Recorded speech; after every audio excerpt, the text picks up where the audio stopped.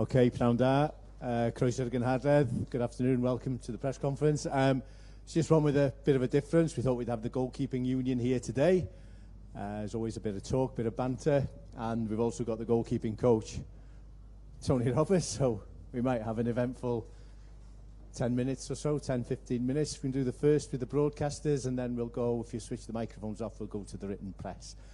Okay, who wants to do first? Simon Davis, BBC. Thanks. Thanks, IG. Wayne, let's start with you. We all remember your performance against the Ukraine. Do you think that performance in particular will seal your place in the starting 11, or is it still up for grabs from what you understand?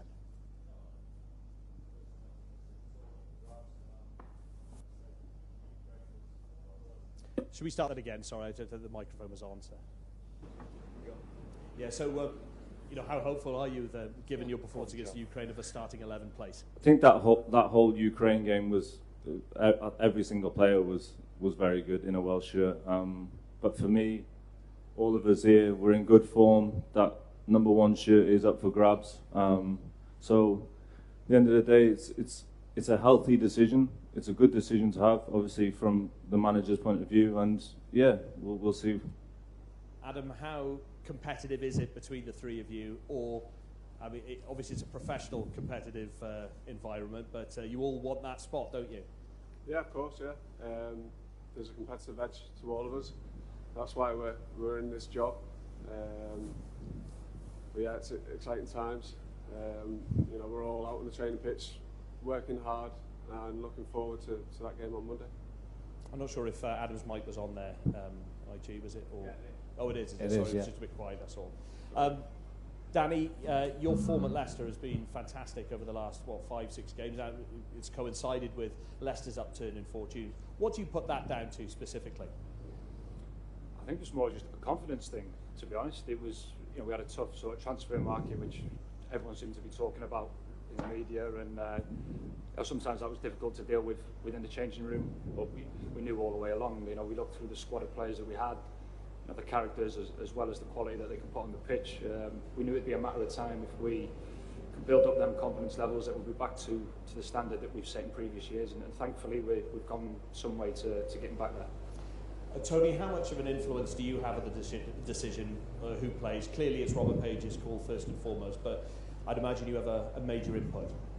Yeah, we'll sit down as a staff and obviously go through the situation, obviously of picking the team off the USA. So yeah, we'll have an input, but it's not just myself. It'll be obviously all the staff members will be having a chat about it. So yeah, of course, you were an understudied, one of the greatest of all time in Neville Southall. So you know what it's like to miss out on that number 1 spot and how hard that could be. yeah, Nev was obviously at the time one of the best goalkeepers in the world, and so I've carried his bags all over the place for 6 years. And I know what it's like to, you know, fight every training session, every camp that we meet up. But just got to keep on going and, you know, and work hard, and that's what these boys do. Every camp that they turn up to, can't fault them. They're all different individuals, and they've all got high standards, which they like to say in training. They go through every session.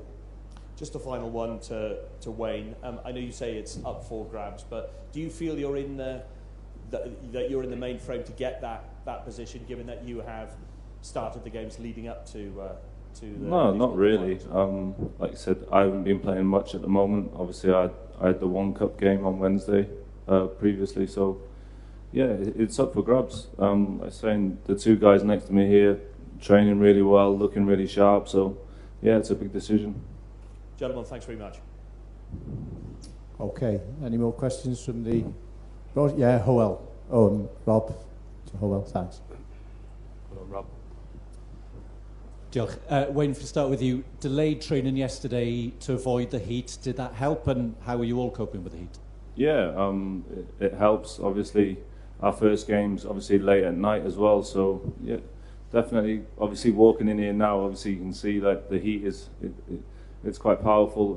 So obviously to delay training as long as possible is really good for us. Obviously, for the outfielders more for the goalkeepers, but yeah, I think it's a good decision. You know that second game will be at 1 p.m. though. Do you think by then you'll have acclimatised? Well, fingers crossed. Also, fans have just been told that there won't be beer at the grounds. Doesn't impact you directly. Do you think it'll impact the atmosphere? I hope not. Obviously, we all love a good atmosphere, and with the Wales fans there, obviously, they're supporting us, our 12th man, so I'm hopefully it won't distract them in any way. Jeff? Any more from the broadcasters? Yeah, Phil Blanche. Yeah.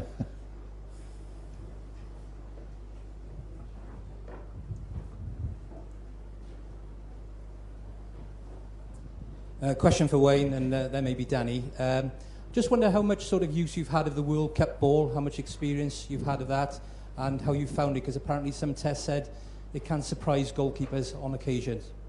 Well, we've had it now for our last few training sessions. Obviously, they keep changing the patterns, obviously the colours. So for us, it's obviously getting to see it, getting to training with it as much as possible. And yeah, that's probably the best answer I can give you on that.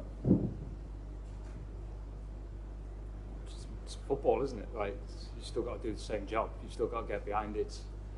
To us, I understand where the question would be in terms of does it move differently, and you know, it might be lighter than other balls that we've used previously, but the job's still the same. You know, we'll do our workout on the grass and try and get used to it, but essentially it doesn't matter which ball it is, you've still got to do your job and try and keep it out the back of the net. Okay, yeah, gentleman here, just. Yeah, one for Danny if I can. Obviously you faced them both in the league, but you're going to be facing Kane and Pulisic during the group. How much does training with someone like Gareth Bale, day in, day out during the camp, help you prepare for that? Yeah, I mean, Gaz has got unbelievable quality, which we've seen for years and years. Spent a lot of time facing shots from him on the pitch when we've been away down in the Vale and stuff with Wales. It can only sort of help, I guess. But again, similar to the last sort of answer, it doesn't matter who it is who's taking a shot. You know, anyone's got the capability of hitting in the top corner or in the top of the stand. You've just got to be ready to try and make a save. And what have you made of the World Cup experience so far, just being here in different place? Oh, I think it's for us all to say, we're loving it. It's what we wanted for so long. Obviously, we've had some amazing trips in the times previously with the Euros and amazing memories, and we're looking to do the same out here in Qatar. Just on the right-hand side here, please.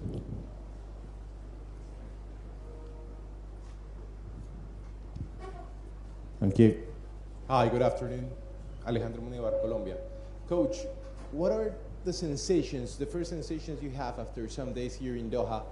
What are the feelings, the sense you have of the country and how this can affect your team in the first match against USA? Yeah, obviously there's the conditions, the heat. Came here the other day as a staff, and obviously seen the facility, the pitches are the same, like I say, the balls are the same, as Danny said. So basically it's just getting used to the heat. I mean, we put, like I say, the other day we put back training, so because we felt it was too hot for the first time, but we came here yesterday, today we're going to train obviously the same time, but as in it's just we're taking it just as normal and like trying to just get used to this heat. Okay, thank you.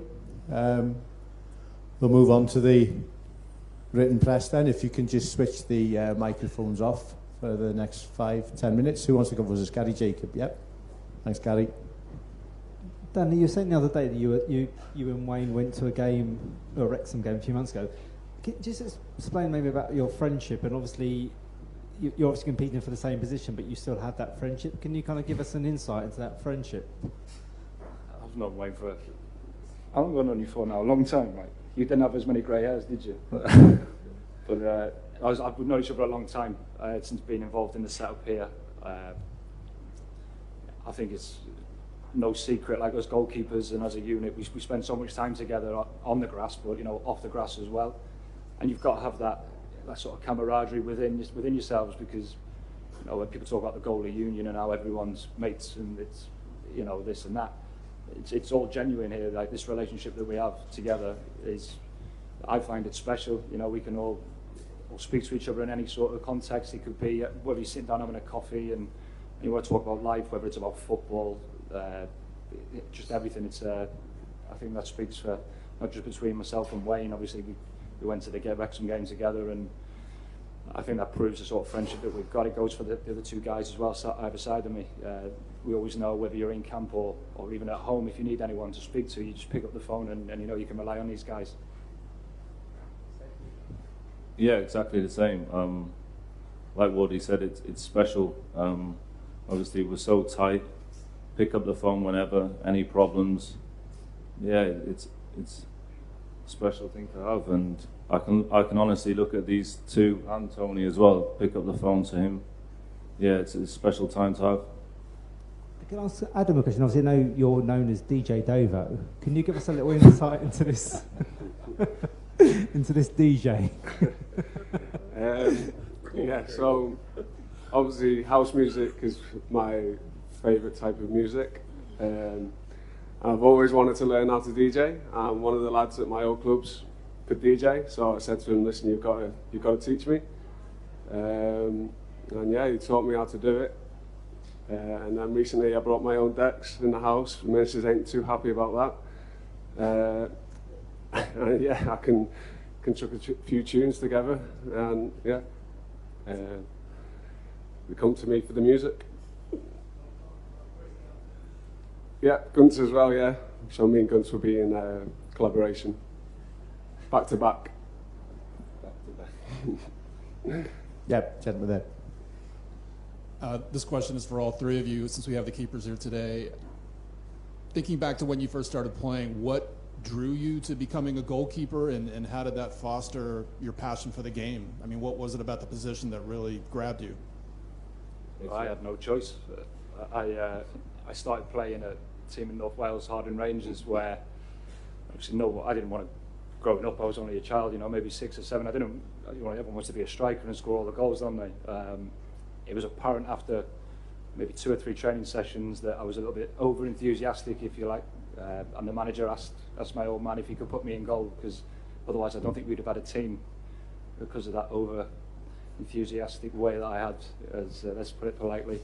So that's how I ended up being in goal. And I don't know, it was, people call us strange for, you know, obviously, you know, when a football smashed at you from, you're putting your body on the line all the time, and it might not sound enjoyable to some, but it's, I don't know, maybe it's something within us which we actually quite enjoy. Adam? Yeah, so I was always jumping around the house, doing roly-polies, trying to do backflips, front flips. And then when we went out on the football pitch, I was always good at getting in the way of the ball. So I did play outfield for a little bit, but obviously wasn't good enough for that. So yeah, just stuck to being in goal, and you know, I've done all right.